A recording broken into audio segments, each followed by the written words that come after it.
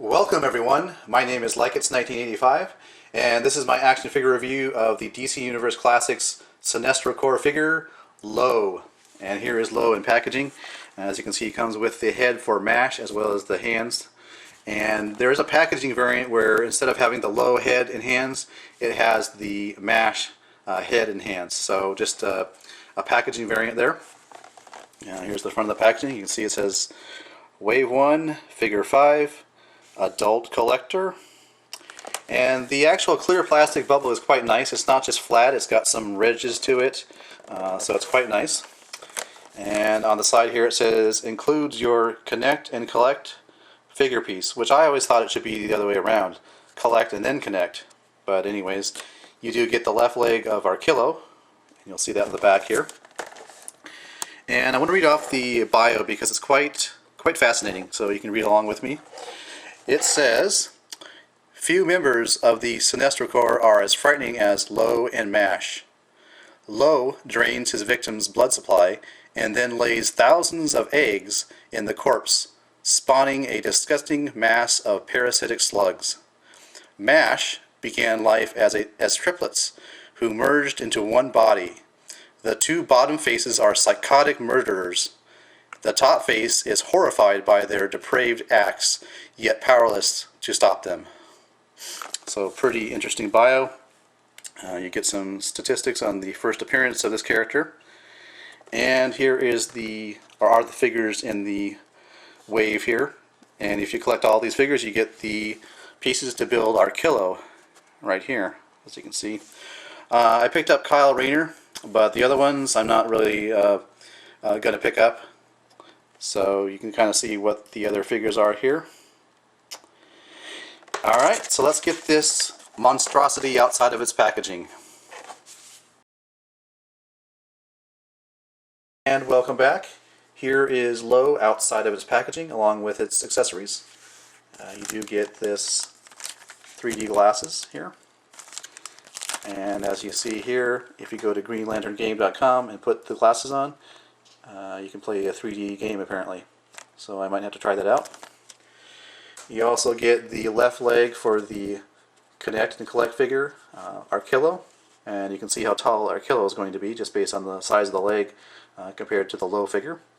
Like I said before, I won't be planning on collecting the other figures in this wave, so I'll just have an extra leg laying around. And you do get this head for MASH. You can see the 3 heads. Quite impressive. And you do get the replaceable hands for the MASH figure. And you can see it has the power ring on one of his hands there. Alright, so let's take a look at the Low figure. And here is the head sculpt, if you can call it a head. It's on rather loose. It's on a ball joint, so you have articulation left and right. And it's quite nicely detailed. You can see the little teeth there, and even inside, if you look, it's probably not going to show up on camera, but inside there's actually some paint applications as well, and some detailing inside, so that's fantastic. You've got rotation at the arms, as you can see. There's a hinge joint that allows the arm to go out like that. You have articulation at the upper arm, as you can see there.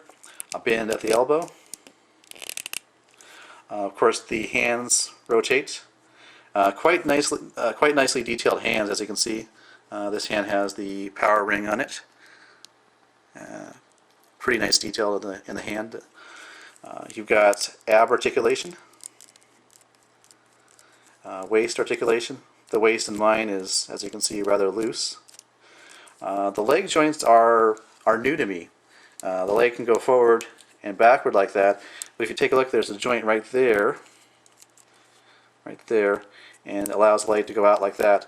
The problem for me is it leaves this gap here. I don't really like that too much, but you know, it's kind of new, a new joint that I'm not familiar with. So you have articulation at the leg here, and a bend at the knee, and articulation at the ankles. They just go like this, they can't go side to side. So that's the articulation for the figure. This is low. Let's go ahead and take a look at MASH with the figure's interchangeable head and hands. And here is the MASH head and hands installed on the figure. And I have to say, one thing I noticed right away is the height. I measured off camera with the MASH head installed on the figure. The figure measures 7.5 inches tall, which is quite tall. And just a dramatic looking head, of course, as you can see. And I like this particular head as opposed to the one on low. This one is much more menacing, much more unique, much more grotesque, and it does have has a nice amount of details as well. If you can make out, there's just wrinkles on the head sculpt, as you can see there. The head articulates a little better, it seems like, with this head on. As you can see, it rotates left and right a little more easily, I think. Not really up and down, but left and right. As you can see, it's got the hands. The hands are in a fist, as opposed to the claw with the low hands. And he does have the power ring, as you can see there. So nice figure.